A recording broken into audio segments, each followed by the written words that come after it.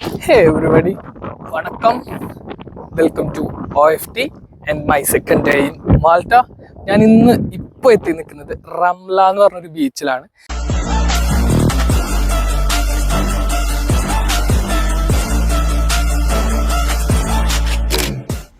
Malta day 2 എൻ്റെ ഒരേ ഒരു ഡെസ്റ്റിനേഷൻ ഗോസോ ഐലൻഡ്സ് ആയിരുന്നു. അപ്പോൾ ഞാൻ താമസിച്ചുകൊണ്ടിരുന്ന ഹംറൺ എന്ന് പറഞ്ഞ സ്ഥലത്ത് നിന്ന് ക്യാപിറ്റലായിട്ടുള്ള വല്ലേറ്റയിലേക്ക് ബസ് പിടിച്ച് ഞാൻ എത്തി. ആൻഡ് വല്ലൈറ്റിയിൽ നിന്നാണ് കടൽ മാർഗം ഗോസോയിലേക്ക് പോകാനുള്ള ഓപ്ഷൻ ഉള്ളത്. എൻ്റെ അതിൽ രണ്ട് ഓപ്ഷൻസ് ഉണ്ടായിരുന്നു. ഒന്ന് ഫാസ്റ്റ് ഫെറി ടെർമിനലും രണ്ട് ചാനൽ ഫെറിയാണ്. ചാനൽ ഫെറി കുറച്ചും കൂടി വലിയൊരു കപ്പൽ സൈസൊക്കെ വരുന്ന ഫെറിയാണ് ആൻഡ് സ്ലോ മൂവിങ് ആണ്. ഞാൻ ചൂസ് ചെയ്തത് ഫാസ്റ്റ് ഫെറി ഓപ്ഷനായിരുന്നു. അത്യാവശ്യം നല്ല തിരക്കുണ്ടായിരുന്നു. ഫാസ്റ്റ് ഫെറി ആണെങ്കിലും ചാനൽ ഫെറിക്കും നല്ല തിരക്ക് തന്നെയായിരുന്നു. ഞാൻ രണ്ട് സ്ഥലത്തും പോയി നോക്കി. സോ അങ്ങോട്ടേക്കുള്ള യാത്ര ഫാസ്റ്റ് ഫെറിയിലും തിരിച്ചു വരുമ്പോൾ ചാനൽ ഫെറിയിലും ആക്കാമെന്ന് വിചാരിച്ച് ഫാസ്റ്റ് ഫെറിയുടെ ടെർമിനലിൽ തന്നെ ഞാൻ ക്യൂ നിന്നു.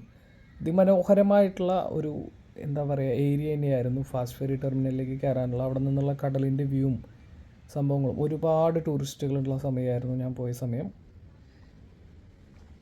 സോ ക്യാപിറ്റലായിട്ടുള്ള വലൈറ്റയിൽ നിന്ന്, അതായത് എല്ലാ ടൂറിസ്റ്റുകൾ എത്തുന്നത് വലൈറ്റയിലേക്കാണ്. ഈ വലൈറ്റയിൽ നിന്ന് ഗോസോയിലേക്ക് പോകാൻ നല്ല തിരക്കാണ്.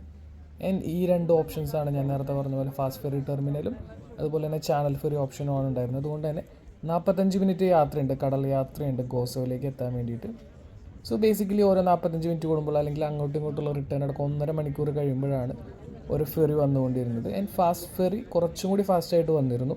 അതുകൊണ്ട് തന്നെ ഞാൻ ഫാസ്റ്റ് ഫെറി എടുക്കാം എന്നുള്ള തീരുമാനത്തിൽ ഫാസ്റ്റ് ഫെറിയിലേക്ക് കയറി. Gozo fast ferry setup actually കൊള്ളാമായിരുന്നു കേട്ടോ.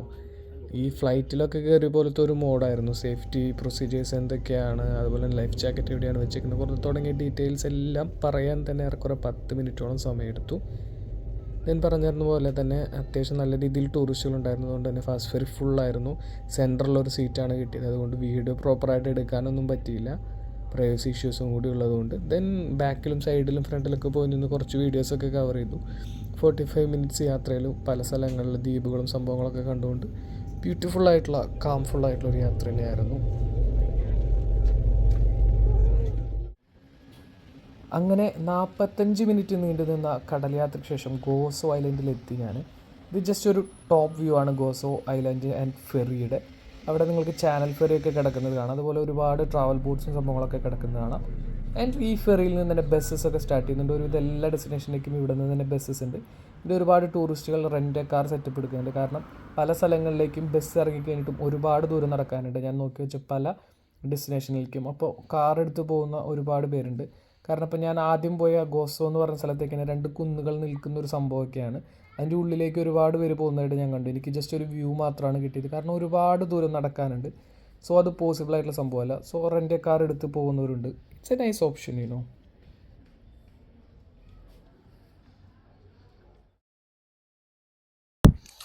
റംല ബീച്ച് എന്ന് പറഞ്ഞു കഴിഞ്ഞാൽ ഞാൻ ഫസ്റ്റത്തെ വീഡിയോയിൽ പറഞ്ഞ പോലെ മാൾട്ട എന്ന് പറഞ്ഞ 3 ഐലൻഡ്സ് ആണ്.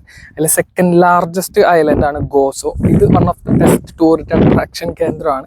അതുപോലെ തന്നെ പോപ്പുലർ ആയിട്ടുള്ളതും ഗോസോ തന്നെയാണ്. അപ്പോൾ ഈ ഗോസോ ഐലൻഡിലെ one of the main tourist attraction ആണ് ഈ റംല ബീച്ച് എന്ന് പറഞ്ഞു കഴിഞ്ഞാൽ. ഒരുപാട് ടൂറിസ്റ്റുകൾ ഉണ്ട്. എൻ്റെ ബാക്കിൽ നിന്ന് താഴെ കൂളിംഗ് പരിപാടിയൊക്കെ നടക്കുന്നുണ്ട്. അപ്പോൾ ഇവിടെ അത്യാവശ്യം ചൂടുള്ളതുകൊണ്ട് നിങ്ങൾക്ക് സ്കൈ കണ്ടാലും അറിയാമല്ലോ, നല്ല ബ്ലൂ സ്കൈ ആണ്. ഇതില്ലാതെ നോക്കാനേ പറ്റാത്ത അവസ്ഥയാണ്, മാരി വെയിലാണ്. ഞാൻ ജസ്റ്റ് പറഞ്ഞ് അവസാനിപ്പിച്ച പോലെ തന്നെ റംല ബീച്ചിനെ one of the best tourist attractions ആക്കി മാറ്റുന്നതിലുള്ള മെയിൻ റീസൺസ് ഇവിടുത്തെ വെള്ളം തന്നെയാണെന്ന് എനിക്ക് തോന്നുന്നു. ക്രിസ്റ്റൽ ക്ലിയർ വാട്ടറാണ്. ഏതൊരു ടൂറിസ്റ്റിനെയും അട്രാക്റ്റ് ചെയ്യുന്ന ടൈപ്പ് വാട്ടർ. അതിനനുസരിച്ച് ക്ലൈമറ്റും ആണ്.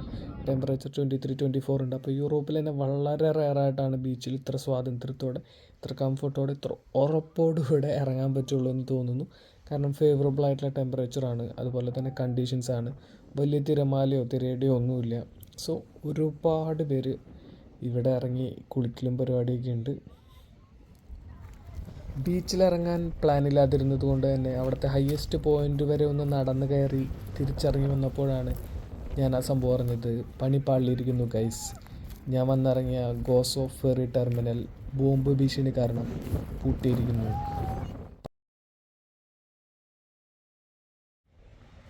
ആക്ച്വലി ഗോസോ ഐലൻഡിൽ വേറെ പല സ്ഥലങ്ങളിലേക്കും പോകാൻ പ്ലാൻ ഉണ്ടായിരുന്നെങ്കിലും ഈ സംഭവം, ബോംബ് ഭീഷണിയുടെ സംഭവം കൺഫേം ആക്കി ഒരു മലയാളി ഡ്രൈവറും കൂടി പറഞ്ഞു കഴിഞ്ഞപ്പോൾ വേറെ ഒന്നും നോക്കിയില്ല. അടുത്ത ബസ്സിന് തന്നെ ഗോസോ ഫെറിയിലേക്ക് കയറി. ഫെറി വരെ ഒന്നും ബസ് വന്നില്ല. ഒരുപാട് ദൂരം നടന്നിട്ടാണ് ഫെറി വരെ എത്തേണ്ടി വന്നത്. ഫുള്ള് ബ്ലോക്കായിരുന്നു.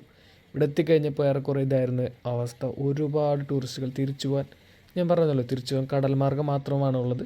ആ കടൽ മാർഗ്ഗമാണ് ബോംബ് ഭീഷണി മൂലം ക്ലോസ് ആക്കിയിട്ടിരിക്കുന്നത്. സോ തിരിച്ചു പോകുക എന്നുള്ളത് നടക്കുന്ന കാര്യമേ അല്ല.